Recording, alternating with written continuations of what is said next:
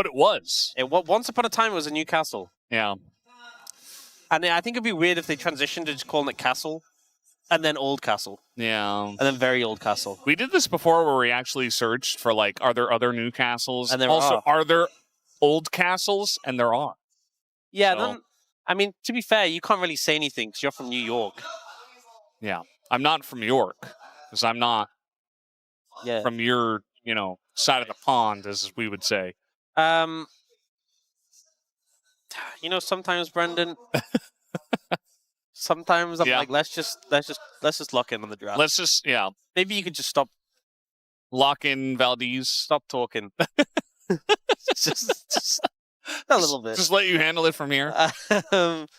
Yeah, so do you still have the Karma open and available, which is one of those big picks we often see prioritized? Heavy AD carry bans. I wonder if DN Soopers are focusing the denial towards a certain player. Maybe a player who is in the top 3 for POMs. Well, at least he was last time I checked. Chovy? No, he's number 1. But Teddy's number 3. Yeah, but if you're number 1, you're also top 3.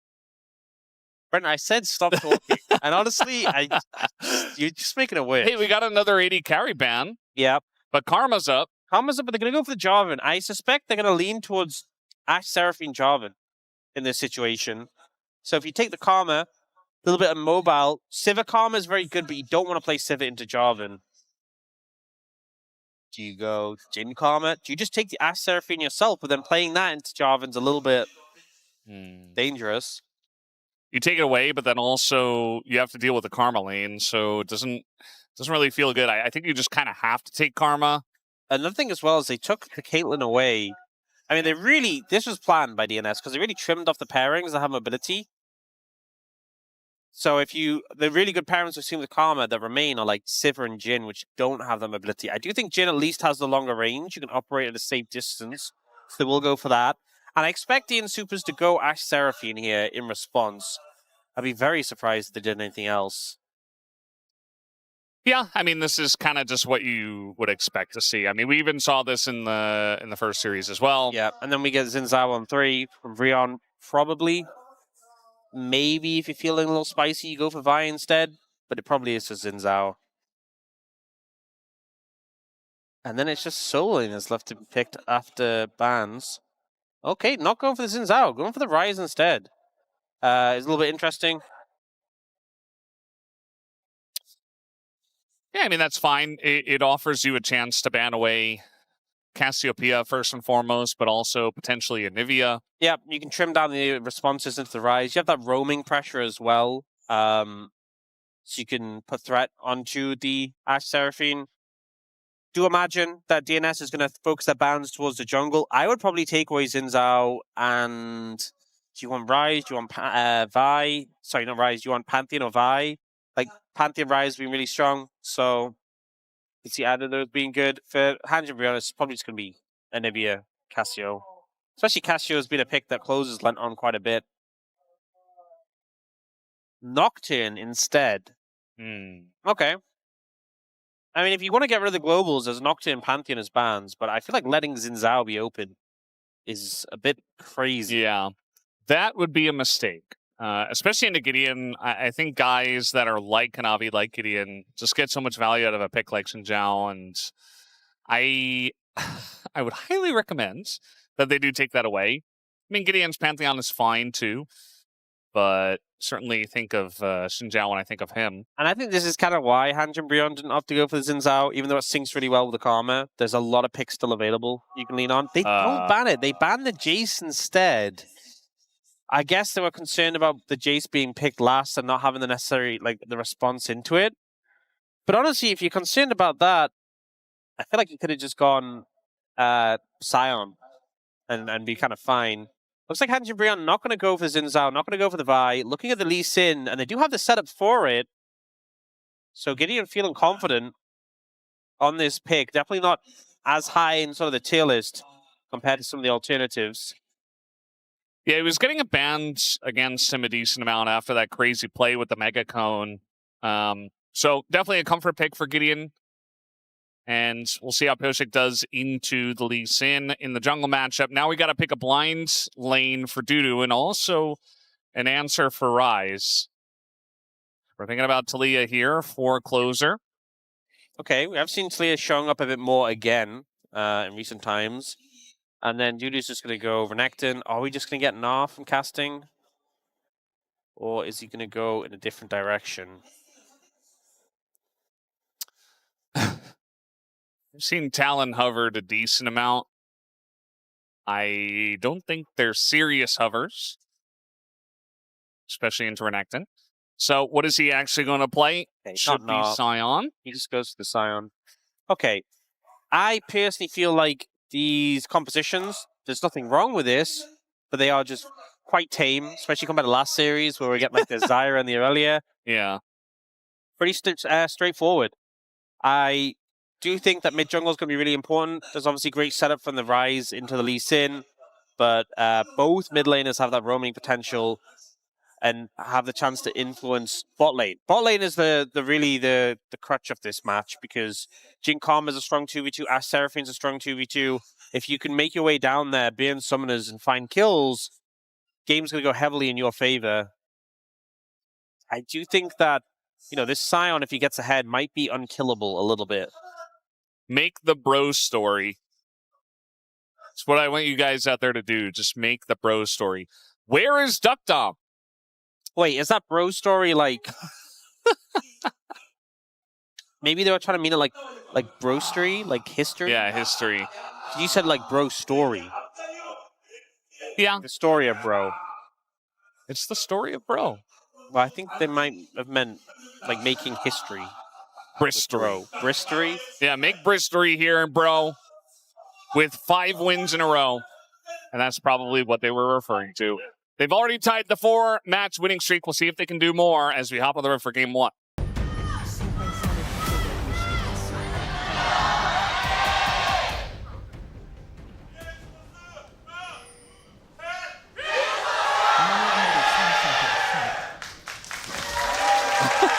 DNS fans were on their side, and they have not given up, and they won't give up.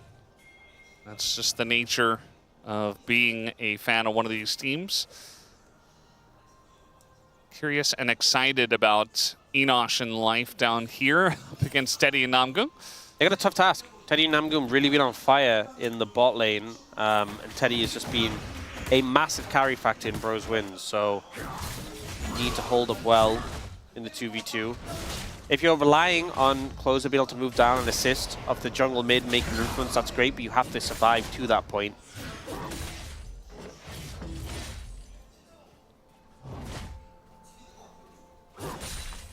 Is it the year of DuDu? I don't think it has. I'm just for a while. wondering. No, I don't think it has for a while. I think there's a lot of years that ended in February or maybe March. Remember the year of Vikla as well? I mean, he's doing okay, but yeah, he did get subbed out. Is it his year though? From a boy. Maybe it's the year of Teddy. You know? Maybe. We probably should have seen this coming. UM. Yeah. You know? Well, it was last time I checked, which, admittedly, we did just have a series. I mean, there's a really good chance we get Bro in Road to MSI. And we get them in like a, playoff bracket style. Road to MSI? Exactly. And that's really exciting. I mean, the Bro fans have been waiting a long time for it. And I think that it's very deserved. We were just talking about hardcore fan bases. Bro have been through the ringer on that. And, it's finally coming back.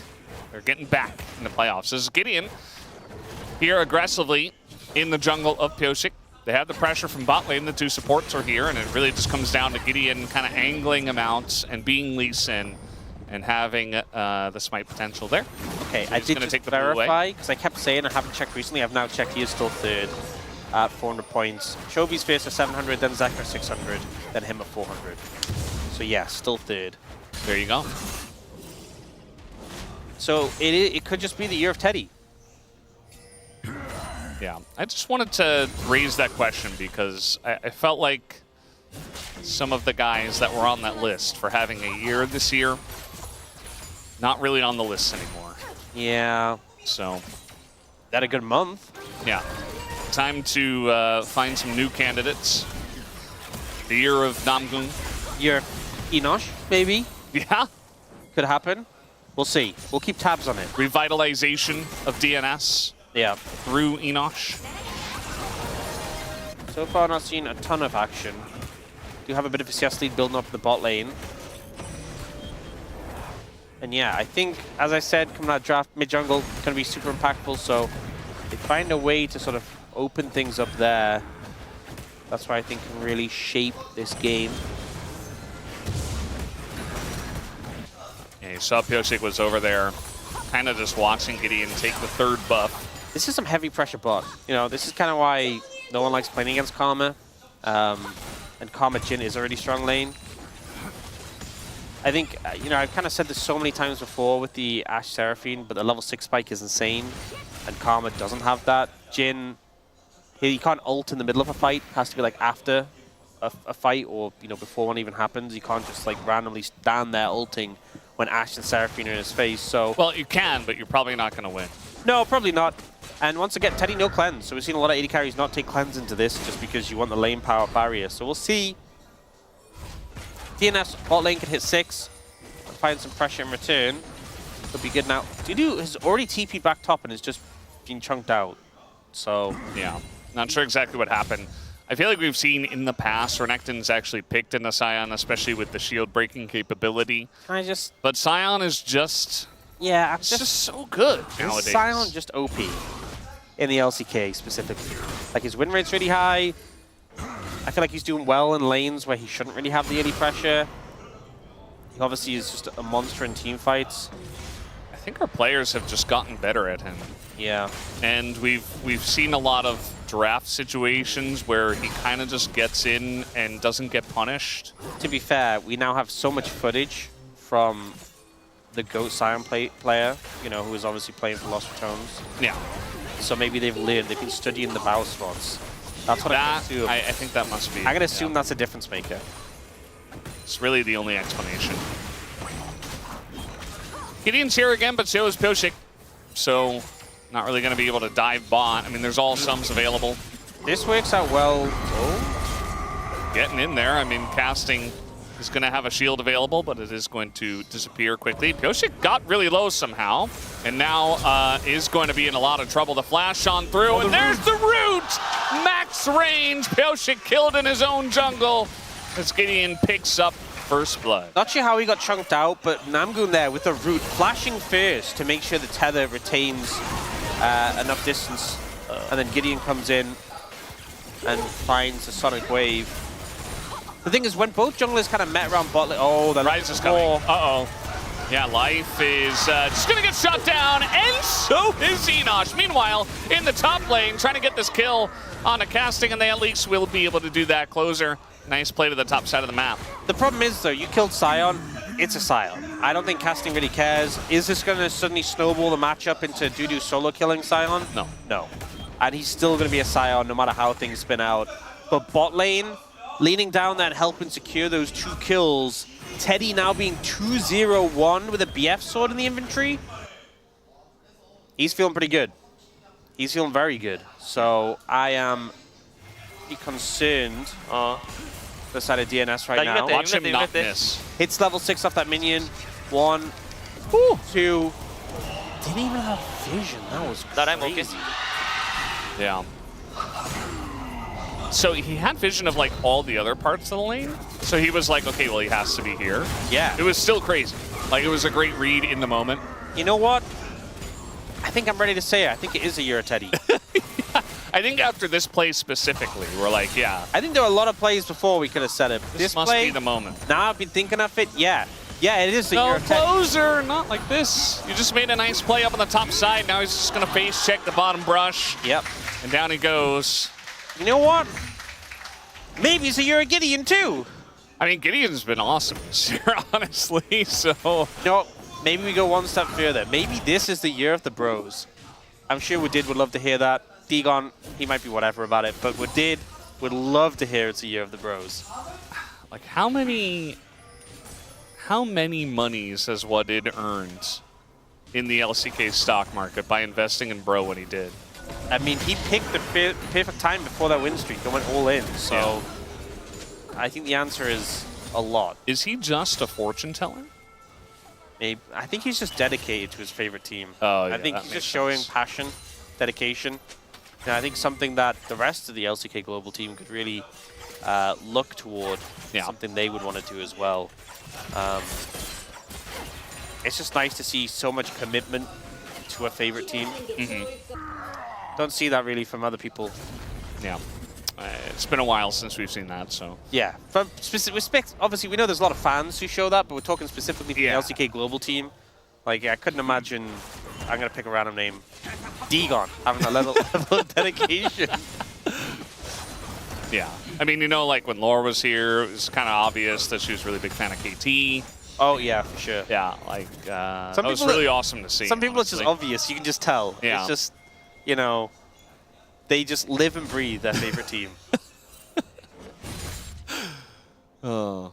You know, I just I saw Atlas as well on Twitter talking about how Showmaker picked his favorite champ, Zyra, in the mid lane. So also some really nice maybe I was dedication. Atlas from home on his day off, you know? Wow. Maybe I was being a bit harsh actually when I said we're not really seeing it from the LCK Global members. That's not true. Maybe just one we're not seeing it from. GIDEON Grubs. GIDEON Grubs. Yep, getting those unlocked. He's already got an Eclipse, by the way. That's a little scary. DuDu is very low. That's also a little scary. If I'm GIDEON, I think you could, after these Grubs, just go top and dive and get the kill. Especially when they see Pyosik now. That being said, would you up to instead look to lean towards the bot side, cover your bot lane? Maybe that's the concern. I mean, top is doing fine with or without you. And it looks like he is leaning towards the bot side. He wants to make sure he doesn't leave Teddy and Namgung too isolated. There's actually a ward mid that saw GIDEON. So they know where he is. Kind of. TP coming in top from DuDu. I feel like the Jhin at this point already. Oh. Okay. Casting's like, yeah, whatever, I'm saying. Yeah. I flash away. Stepped up a little bit too far there and got challenged. Yeah, despite the fact that DNS's bot lane had that ultimates, it still feels like they're in a bit of a precarious position in the matchup. Stormrays are done. Teddy is ready to party. Yeah, that he is. Like it's the year of Teddy. And at this point, I think he's in a super strong position. GIDEON is super strong in his item spike. Pyosik just recalled, didn't have enough money to buy Sundered Sky. So this is such a big power disparity. I mean, having completed items and your opponents don't is just not balanced. So I think this is the point where Bro can really leverage their advantage and just go aggressive. You can see from Namgoon's position, he's already playing super aggressive, setting up vision in the enemy jungle. GIDEON's leaning down. Oh, not again. Uh-oh. Yeah, he's going to be caught here as Teddy just doesn't seem to miss today. Or this year, you could say. TP is going to come in. Roamer's like, yeah, I'm ready to go. There's the root. There's the last hit. As down goes the Seraphine. Life at least was able to use his ultimate ability. Namgung holding on to Flash is going to use it there at the last second. But that's the Q. Max range. GIDEON, though, with the kick, not able to do much. As here comes a wall. Oh, casting from downtown. And just sets it up. The root from Teddy is beautiful. And DuDu's just in the top lane hitting the turret as Bro get a massive lead. I don't think this sort of play just shows the cohesion, the teamwork that Bro now has. Starts off with the ult from Teddy, chaining together from the root, and puts so much pressure because Life has to block for Enosh here because he's too low. Then Robo just comes in, sets up. Root comes in, guaranteed fall shot, cancels the charm on the encore so you can walk out. And this is when you think, okay, the play's probably done. But casting TP's in, and the fact that Clozer tries to ult away, and this perfectly timed slam just to break him out. And then the root onto Enosh, so he gets caught in the decimating smash. It just all worked out perfectly. It's the year of Teddy. I think after seeing that specifically, now I'm convinced. That's convinced you. Okay. Yeah. It's feeling like the year of Teddy. So confident. He's playing like we know Teddy can. Oh, that was a bit of a grenade to the face there.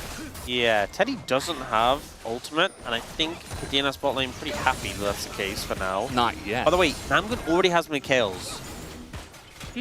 So, all that talk about, hey, you have your powerful ultimates you can use to CC them, isn't going to be as consistent.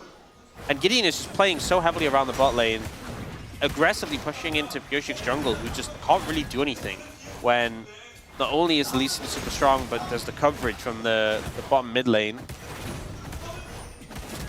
Yeah. Gideon just gets to do whatever he wants.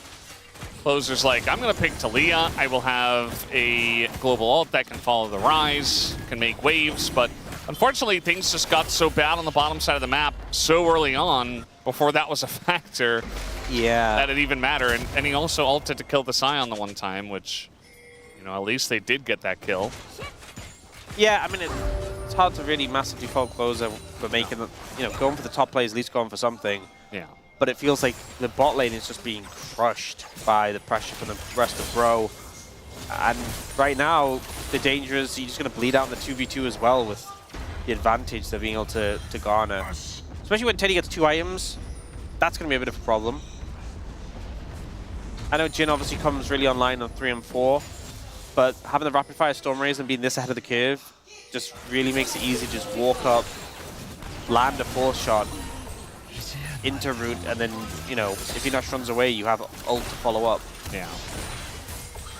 You know, we've always had our fun making fun of Jhin builds, but when you're this far ahead, that catch potential with that duo of items is pretty disgusting. I mean, I prefer this a lot to the Ghostblade Rapid Fire then Storm Razor yeah, that's build. true. Like this build, anything's better than that. This build, you get ahead of the curve with the crit, you will get 3rd item, i.e. 4th item LGR, or the other way around. I think the reason I didn't like the other build was because you end up getting either your IE or your LDR so late. Yeah. He's just so accelerated. He could probably just buy whatever he wants. He has the rapid fire now. There it is. He's also, by the way, like an entire level, plus a little bit over Enosh, which really doesn't feel too good. So, yeah, concerning. 2,200 gold up. There's a 1,100 gold lead in the jungle as well. Herald's been started, and DNS, they seem to want to contest this, but they're really behind already. Yeah, okay, they're going to TP in. It's going to be a force 5v5. And, yeah, DuDu behind enemy lines, already being bullied out quite a bit. Casting just trying to frontline here, going to dodge the ultimate, but he's getting poked down quite a lot himself as the kick goes on at DuDu. They're trying to take him down, but the first one to go down is Casting, as they're trying now to take out Teddy as the root comes in, and they will actually get the Jhin.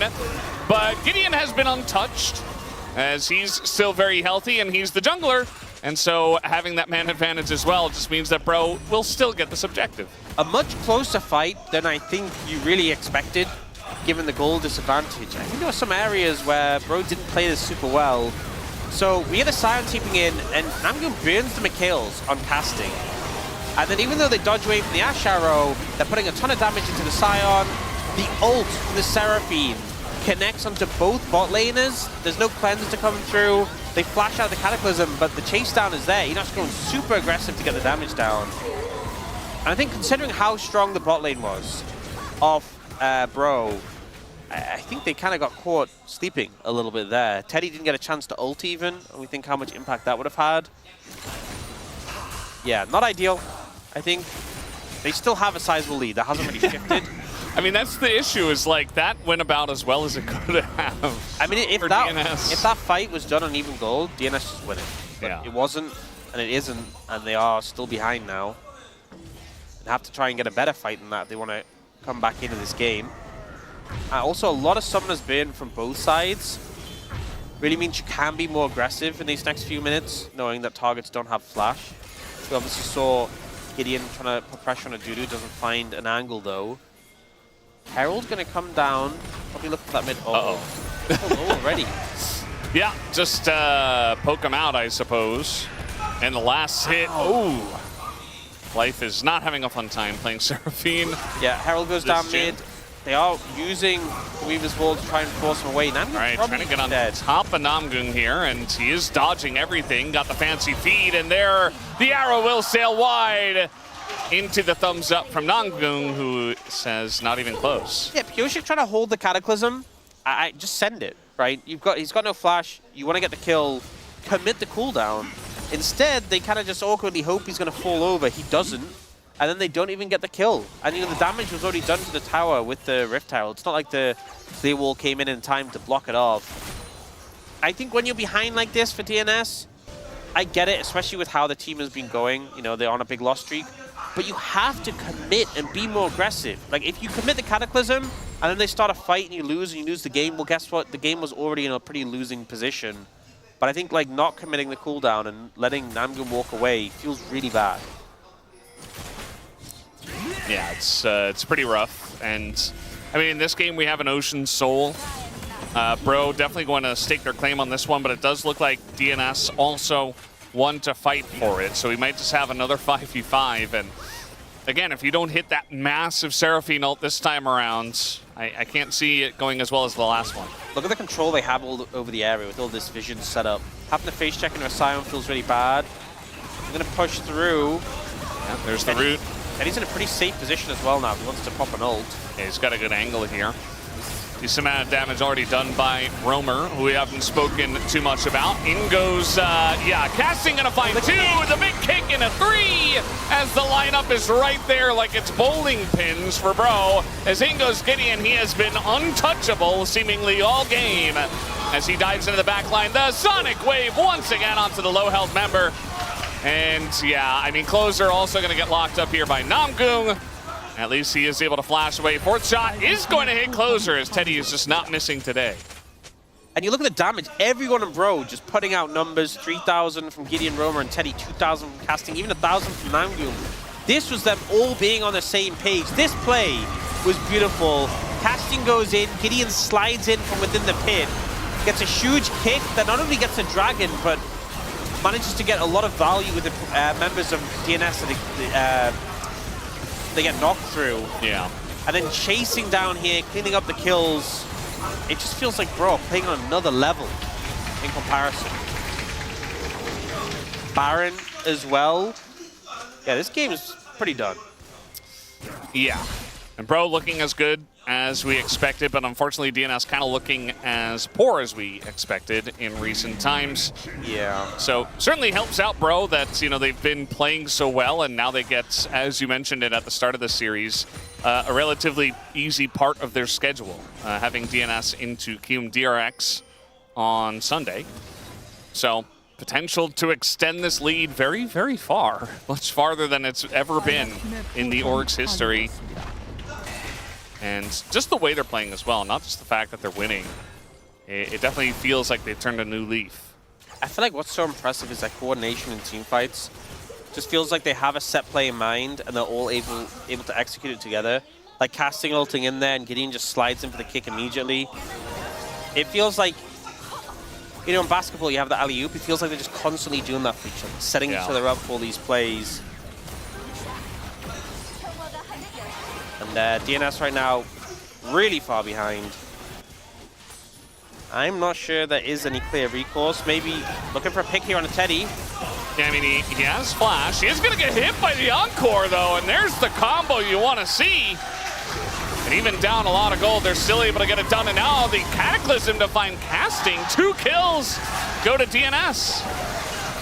And it's a good set play from DNS, going aggressive, looking to pick out members of Bro, but Teddy not flashing there was really bizarre. I also think that, you know, Teddy and Namgung keep getting hit by these Encores together. You have a Mikhail's, you had flash, Namgung should just flash out of it, and then Mikhail's Teddy. Or just flash it if you're Teddy. Yeah, lots of options, a little bit of a misplay there. Namgung stepping up way too far. Roamer pretty strong, though, and that's going to be life getting low. Gideon for the cleanup. Roamer looking for more. Enosh in a lot of trouble. Flash forward for Roamer. He's going to pick up another kill. As we're looking now for the Realm Warp, and there's the kick. Gideon picks up another for the Bro squad. So even after that favorable play for DNS, they end up stepping too far and getting punished massively for it. You got to remember that there's an 8k gold lead, and even though DNS got the kills, they didn't have time to spend after the fact, so that shutdown from Teddy was kind of meaningless, and now Clozer's in trouble. Yeah, he went up against the wall and the turret, so now fourth shot is going to hit. Looks like the Seraphs keeps him alive. He's just not missing at this point. Teddy's been absolutely on fire on this Jhin, and the gold lead has now expanded. Even with Teddy and casting going down, it's still a 2,000 Baron power play. We'll see the replay here, so ult comes out, it's dodged. You could have flashed over the wall. Just doesn't do it. Doesn't opt to flash here. And Namgung flashes after. So I think one of you has to flash the ult. Either keep Teddy alive or Namgung flashes it and then he kills Teddy. Didn't play that super well, but in this passage of play, they just step up too far looking for Namgung. You've got to respect the amount of damage from this Lee Sin Ryze combo. It's a level 16 Ryze. He'll just chase you down. GIDEON as well is doing so much work. 6-0-6 now. Yeah. Uh-oh. They found DuDu. There's the kick on a Clozer. GIDEON just kind of...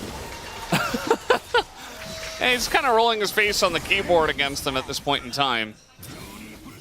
And now we're going to realm warp in for just some extra speed. No time to bro and brew. 10,000 gold lead for bro. Yeah. They want to move on to game number 2. Just going to ult on in. Casting kind of unkillable at this point on the Sion. Can just dive here. Life once again going to be going down with not much recourse. As here the wave does follow up. DNS kind of just feel like game's over at this point. You're looking towards game 2. Dodge away from the root from Enosh. We'll keep him alive. But I mean, even if you don't die now immediately, you've lost your mid inhib. You're 12,000 gold down. They're going to be able to pick up Ocean Soul as well, which I know we always talk about Ocean Soul not being the biggest, but this Sion already feels like such a hard nut to crack, and you're going to get all that extra healing.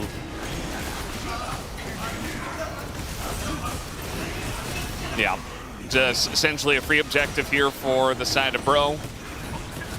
And DNS at this point, I mean, you know, oftentimes we've taken moments to look at the draft and say, oh, they're just trying to draft comfort and stuff like this. I feel like the draft was totally fine, just kind of came down to falling so far behind in the bottom lane. And GIDEON once again just kind of styling on them. This play. And at this point, you know, it's a level 16 Sion, not 60. Enosh, level 12, and I just don't think does enough damage to cut through him. Really any... Like, you'd need so much time to burn through. Casting kind of just go where he pleases. Oh, ult's coming down. Uh-oh. Yeah, he's going to land that first shot on Enosh. As there's the Sonic Wave. The root comes in. That's a free kill onto the Ashe roamer as well. Just going to ult on in. And immediately, just like that, it looks like DNS will be put out of their misery as they do find them in their own jungle and also in the mid lane. As Clozer and DuDu just trying their best to do whatever they can at this point. But there's a wave in mid lane, and bro will move on and take their first win of the contest. Again, definitely what we expected. Bro on a pretty massive streak for them at the moment, and they're looking to try to take this win against DNS. Looking good in game number 1. We'll just have to wait and see if they can extend it into a 2-0, or if DNS will show signs of life in game number 2. I think this game kind of highlighted the clear divide between these two teams right now. Bro, who are trying to break into the western side, and DNS just trying to get a win. This game felt tough, and it just felt like a massive difference between them.